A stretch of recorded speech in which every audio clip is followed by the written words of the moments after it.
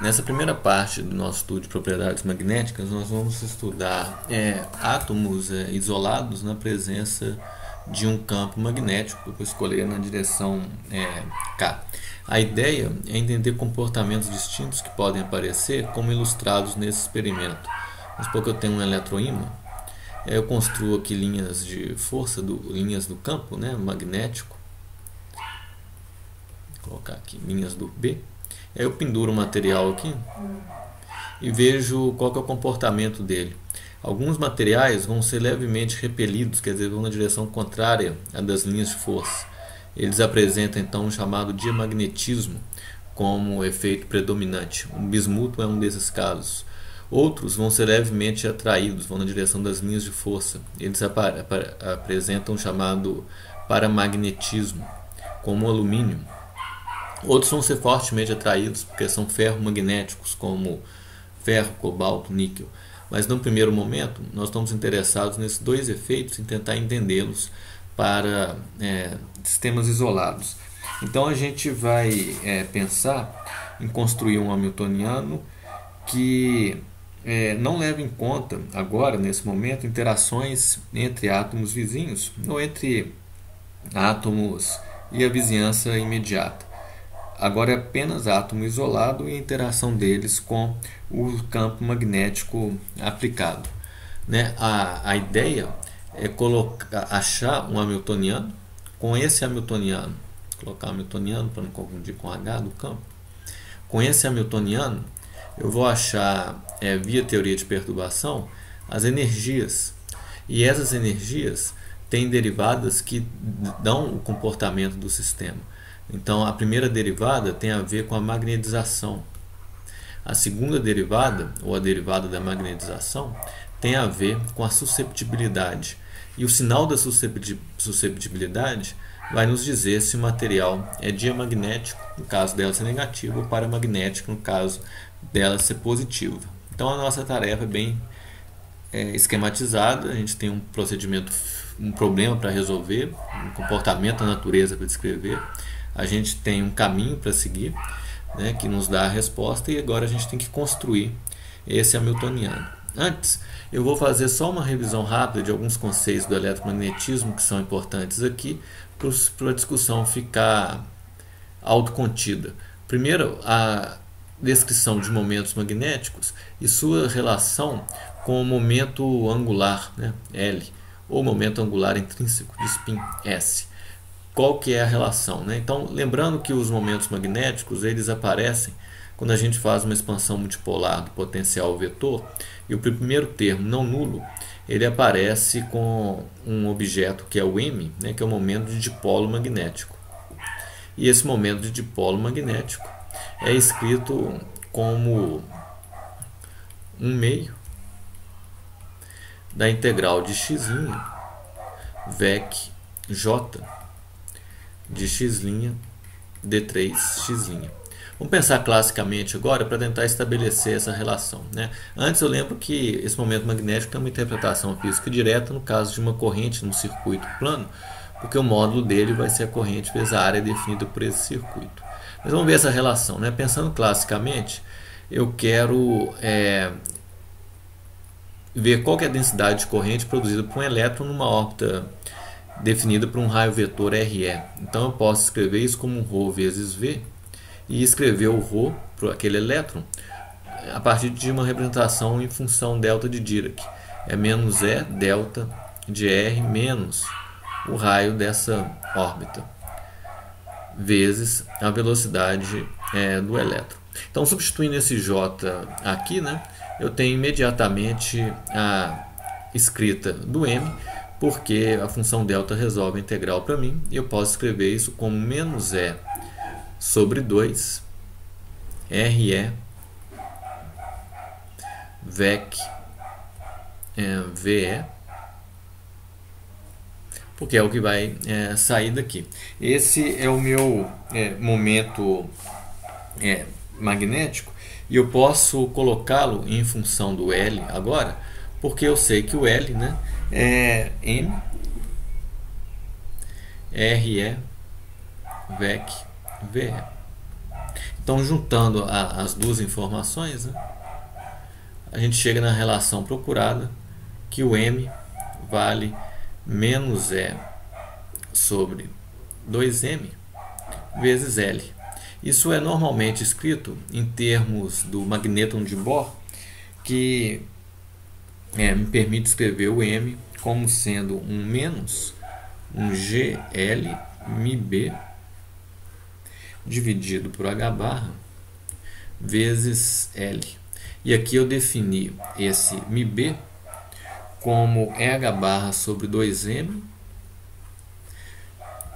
Observem que daqui a pouco eu vou mudar o sistema de unidades, e no sistema CGS aparece um C aqui no denominador também. Então às vezes um C vai sumir na nossa conta por causa do sistema de unidades. E o GL é igual a 1 para que essa relação seja satisfeita.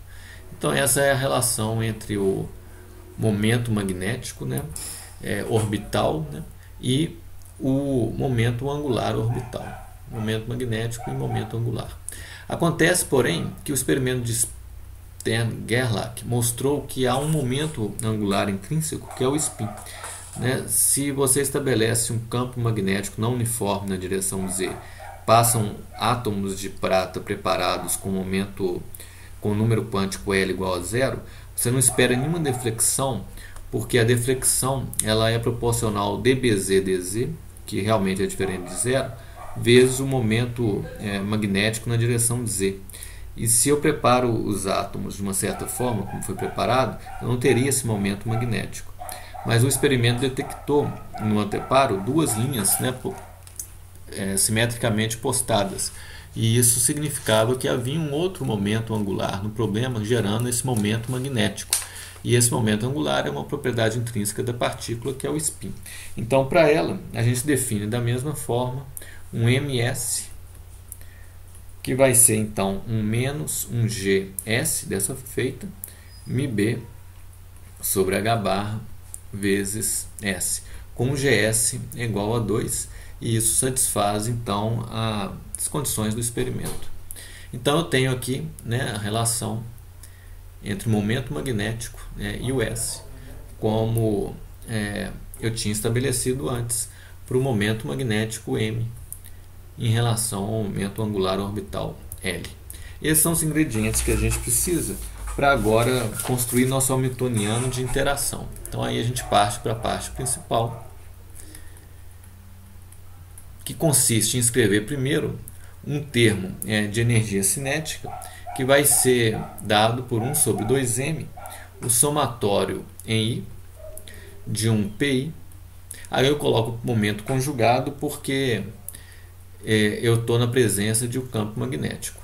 E o potencial vetor ARI ao quadrado. O sistema de unidades aqui já é tal que tem esse C, então naquele magnéton de Bohr ele vai aparecer também, né? Só lembrando isso. Eu vou escolher um H na direção Z, e para construí-lo eu vou colocar um A que vale menos 1/2 de R VEC H. Se a gente calcular aqui o rotacional de A, de fato ele vai dar esse resultado, e é isso aqui que a gente tem para trabalhar. Então, o primeiro passo, né, é só substituir essa minha proposta de A. Eu vou ter isso aqui, PI menos E sobre 2C RI VEC H ao quadrado. Então essa é meu termo cinético. Eu vou abri-lo em 3 termos, né, fazendo a conta desse quadrado. O primeiro termo vai dar origem ao que eu vou chamar de T0, que não inclui contribuições do campo H. Então é o somatório I de PI 2 sobre 2M. Eu vou escrever aqui quem que ele é. 1 sobre 2M, somatório em I de PI ao quadrado. O segundo termo, eu vou colocá-lo como vou escrever dessa forma aqui, mais μB L escalar H. E aqui eu vou definir esse H já incorporando um H barra, porque ele vai aparecer ali na frente, e eu não quero que ele apareça na conta, então eu vou esconder ele aqui dentro do L. RI VEC PI. Então esse vai ser o meu termo cruzado. Eu vou mostrar realmente que isso é verdade. E eu vou ter um terceiro termo, que é o termo quadrático aqui em H2, que vai ser um E2 sobre 8M C2 H2, e eu vou escrevê-lo como somatório em I de um xi ao quadrado mais yi ao quadrado. E eu preciso mostrar que de fato agora meu T, né, pode ser escrito dessa forma, tá? Com essas definições feitas aqui. Então vamos partir agora termo a termo para tentar entender, né? O T0 é trivial, a gente já fez. O termo cruzado também é bem simples. Na verdade todos são bem simples. Termo cruzado,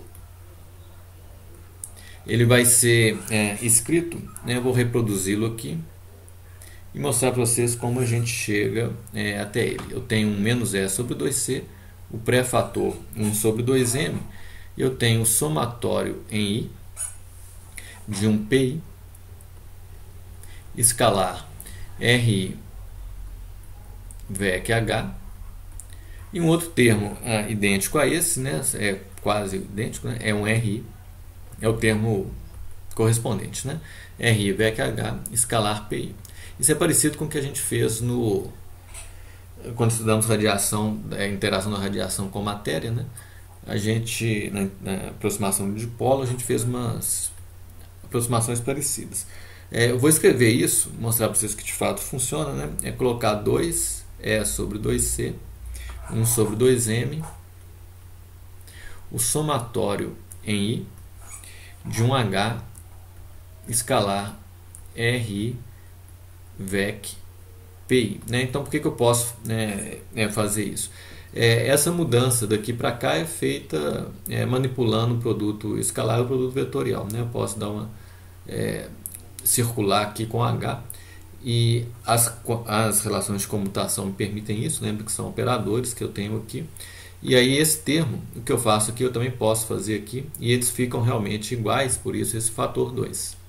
E eu posso usar esse sinal menos para inverter esse produto vetorial, e aí eu escrevo o resultado como um EH barra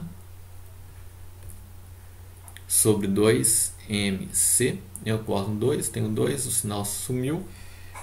1 sobre H barra, porque eu não tinha, agora eu vou colocar aqui embaixo, e aqui em cima, somatório em I de um RI VEC PI escalar H. Eu inverti o produto vetorial e peguei o sinal menos. Ora, isso aqui vai ser escrito como o magnéton de Bohr, MB, L, que está aqui. Lembra que eu defini H barra L, né? Eu defini o L como isso. Na verdade, eu defini o L como o que eu quis definir, na verdade, né? RI VEC PI sobre H barra. Tá? Então isso aqui vai ser meu L escalar H. E aqui eu tenho o magnéton de Bohr com aquele C incorporado por causa do sistema de unidades. Então eu tenho essa conta pronta. Aí eu vou fazer só um parênteses antes de ir para o outro termo, para lembrar o seguinte: eu tenho uma energia de interação que eu também tenho que incluir no meu hamiltoniano, não na energia cinética, mas na energia potencial, que é o menos μs escalar H, que é o termo de interação do momento magnético de spin, né, com o campo H, né, e isso pode ser escrito como um μb gs escalar H. Isso vem daquela relação que eu escrevi lá em cima, que relaciona momento magnético, né, com S. Essa relação é feita via G, né, o GS, e o MB, o magnéton de Bohr. E eu aproveito para escrever isso aqui, porque eu posso juntar essas duas expressões numa só, porque elas são do mesmo tipo. Então eu posso escrever um termo no meu hamiltoniano, que vai ser MB, que multiplica L, mais esse G S escalar H. E guardar esse termo para daqui a pouco a gente escrever, colocar no nosso hamiltoniano final. Então isso fecha uma parte. E a última parte, né, é o terceiro termo, que é o termo quadrático em H2. É o termo que aparece H2. Aqui é muito simples fazer a conta, porque ele é escrito assim, ó, é o I, né, igual a 1, etc., de 1E sobre 2C RI VEC H ao quadrado. E um pré-fator lá que eu tinha, que era 1 sobre 2M. Então, observa como a gente pode fazer isso aqui direto. Olha, o RI VEC H é um produto vetorial que eu posso fazer porque eu sei que o H está na direção Z. Isso vale, então, YI H na direção I menos XI, o H0, né, na direção J. Ok, então RI VEC H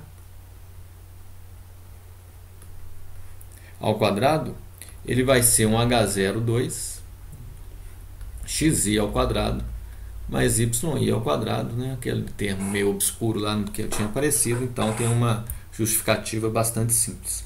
Então, tudo isso levado em conta, eu tenho o meu hamiltoniano, que tem que agora me dar as respostas que eu preciso. Esse hamiltoniano vai ser escrito como um T0 mais μB L mais GS escalar H mais E2 dividido por 8 MC2 H0 ao quadrado somatório em I de um XI ao quadrado mais YI ao quadrado. Isso é o que eu tenho, e eu divido isso então num T0 mais um delta H. E esse delta H é responsável pelo comportamento do átomo na presença daquele campo magnético. E aí agora nós temos que aplicar a teoria de perturbação para encontrar esse comportamento. É o próximo passo.